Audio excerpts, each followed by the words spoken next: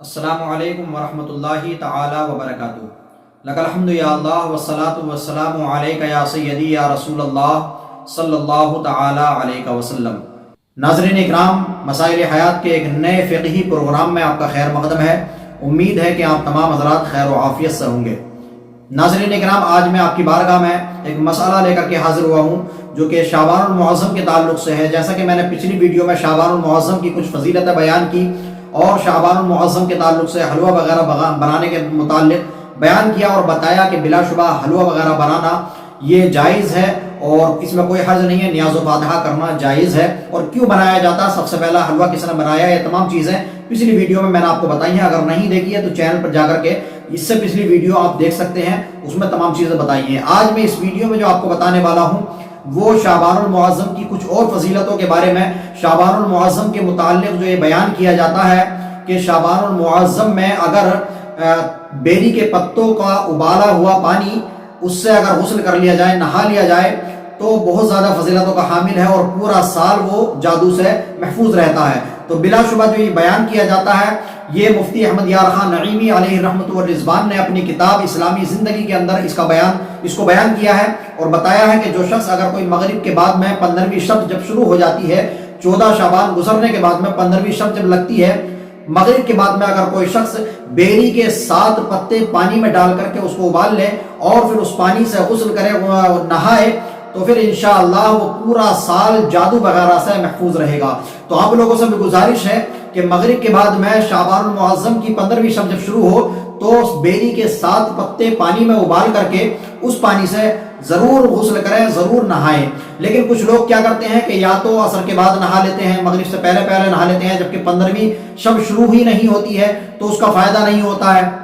سمجھے۔ کچھ لوگ جو ہے یہ کرتے ہیں کہ ایک بڑے سے کسی برتن میں بہت سارا پانی لیا اور اس میں بہت سارے پتے ڈال کر کے ابال دیا اور اس پانی سے بہت سارے لوگ نہا لیے۔ ایسا نہیں، بلکہ کسی ایک برتن میں 7 پتے ڈالیے اور اس کے بعد میں اس کو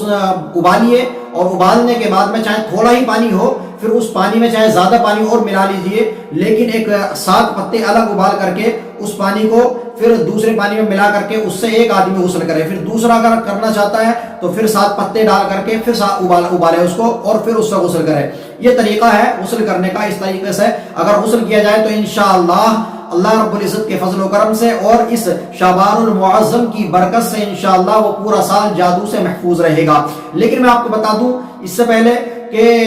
کوئی بھی اگر فضیلت ہوتی ہے کسی بھی نوافل کی، کسی بھی مستحبات کی، اگر مستحبات میں سے کسی بھی مستحب کی اگر فضیلت ہوتی ہے، نفل ادا کرنے کی فضیلتیں ہوتی ہیں، تو میں آپ کو بتا دوں یہ فضیلتیں اسی کو ملتی ہیں کہ جو فرائض و واجبات پر مکمل طور پر عمل پیرا ہوتا ہے اور فرائض و واجبات پر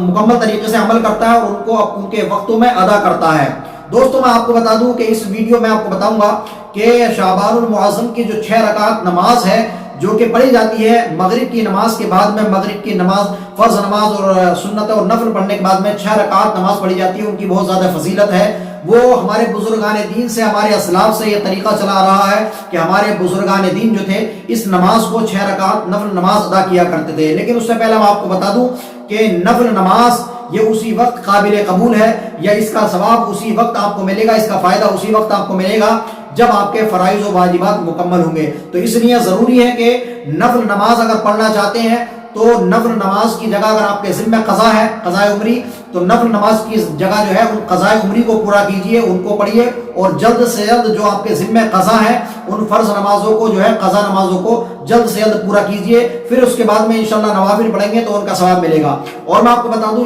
انشاءاللہ اللہ رب العزت کے فضل و کرم سے، اللہ رب العزت کی رحمت سے یقین کامل کے ساتھ میں کہہ رہا ہوں انشاءاللہ کہ اگر آپ قضاء عمری پڑھیں گے اور اس میں جو ہے یہ سوچیں گے، یہ نیت ہوگی کہ اللہ رب العزت مجھے اس قضاء عمری کا بھی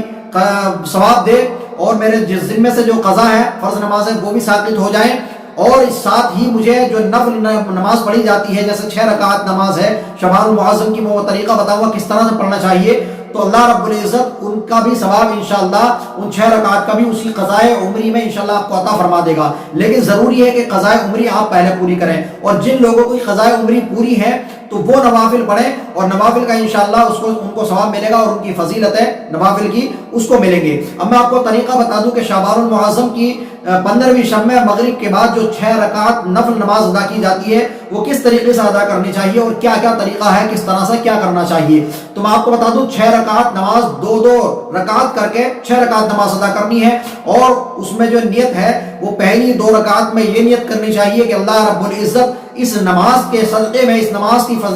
وسیلے سے اللہ رب العزت میری عمر میں درازگی عطا فرمائے۔ اور دوسری جو 2 رکعت نماز ادا کرے اس کی نیت یہ کرے کہ اللہ رب العزت مجھے اس نماز کے بدلے جو ہے، اس 2 رکعت نماز کے بدلے تمام بلاؤں سے اللہ رب العزت مجھے محفوظ فرمائے۔ اور اسی طرح تیسری جو 2 رکعت ہوگی، یعنی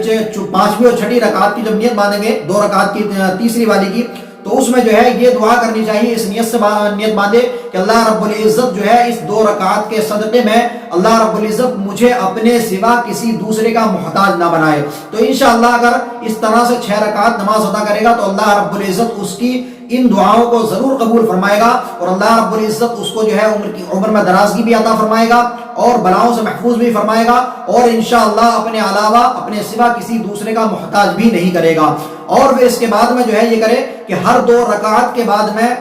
اس کو طریقہ جو ہے پڑھنے کا یہ ہے کہ ہر 2 رکعت میں جو ہے ہر رکعت میں سورہ فاتحہ کے بعد میں کوئی بھی سورت پڑھ سکتا ہے، اور بہتر یہ ہے کہ ہر رکعت میں سورہ فاتحہ کے بعد 3 مرتبہ سورہ اخلاص یعنی قل هو اللہ شریف پوری سورت یہ پڑھے، یہ بہتر ہے۔ اور ہر 2 رکعت کے بعد میں یہ حکم ہے کہ یہ کرے کہ ہر 2 رکعت کے بعد میں سورہ یاسین پڑھے، یا 21 مرتبہ سورہ اخلاص یعنی قل هو اللہ شریف پڑھے، یا دونوں پڑھے، اگر ممکن ہو سکے تو دونوں پڑھے، سورہ اخلاص بھی 21 مرتبہ اور سورہ یاسین شریف بھی 1 مرتبہ۔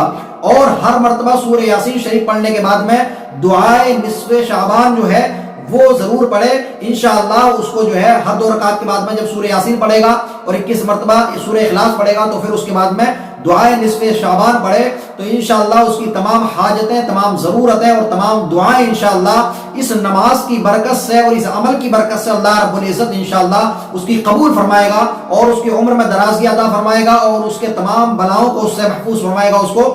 اور اس کو جو ہے اپنے سوا کسی دوسرے کا انشاءاللہ محتاج نہیں بنائے گا۔ تو یہ دعائے نصف شعبان وغیرہ اور 6 رکعت نماز نفل کی برکتیں ہیں، لیکن یاد رہے وہ بات کہ جو میں نے پہلے بتائی کہ نفل کا ثواب اور نفل کی جو فضیلت ہے وہ اسی کے لیے ہے کہ جس کے فرائض اور واجبات مکمل ہوں۔ اگر فرائض آپ کے مکمل نہیں ہیں، آپ کے ذمہ قضاء عمری باقی ہیں، تو ان نوافل کی جگہ بھی قضاء عمری پڑھیے، اور اللہ رب العزت کی ذات سے یقین رکھیے کہ انشاءاللہ اللہ رب العزت اسی قضاء عمری میں مجھے ان نوافل کا ثواب بھی عطا فرمائے گا، اور ان نوافل کی جو فضیلتیں ہیں وہ بھی انشاءاللہ مجھے اسی قضاء عمری میں عطا فرمائے گا۔ تو پہلے قضاء عمری پوری کرنی چاہیے، اس کے بعد نوافل ادا کرنے چاہیے، انشاءاللہ اللہ رب العزت ان کو قبول فرمائے گا۔ اللہ رب العزت کی بارگاہ میں دعا ہے کہ ہماری تمام عبادات کو اپنی بارگاہ میں قبول فرمائے، اور ان کی جو عبادات کی تمام فضیلتیں ہیں وہ اللہ رب العزت ہمیں عطا فرمائے، آمین۔ السلام علیکم ورحمۃ اللہ وبرکاتہ۔ آپ لوگوں سے گزارش ہے کہ اس ویڈیو کو زیادہ سے زیادہ شیئر کریں، 15 شعبان المعظم سے پہلے اس کو زیادہ سے زیادہ شیئر کریں، تمام لوگوں تک ضرور پہنچا دیں۔ ملتے ہیں اگلی ویڈیو میں، خدا حافظ۔